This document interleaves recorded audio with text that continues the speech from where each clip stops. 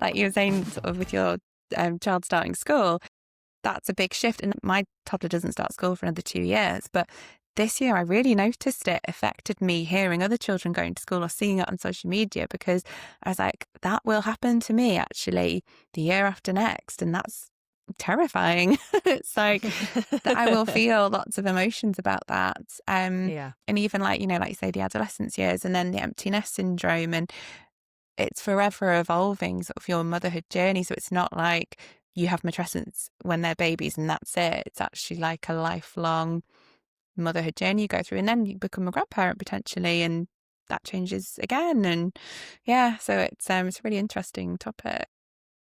It really is, and it's so complex. Mm-hmm. And sometimes when I'm having these conversations about those early years, I feel like I can lean, and I really don't mean to, into the kind of whinging side of it, because it is such a big change and there is a loss there. But you're absolutely right.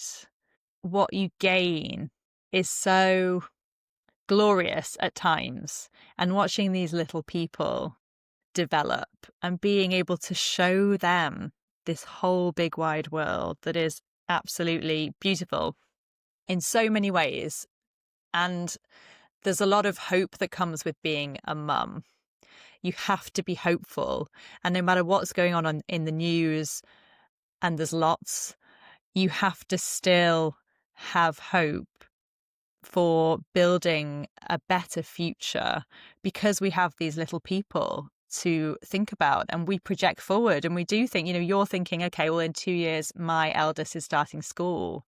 And, you know, we'll project forward and we can see ourselves as grandparents, and what does the world look like? And I think in that sense, we are very invested in making our environment and our world a better place, whether that be in our local community, more broadly, and in helping each other along the way. And I think that's exactly what you're doing. You know, motherhood, there's so much wrapped up in it that can feel quite debilitating.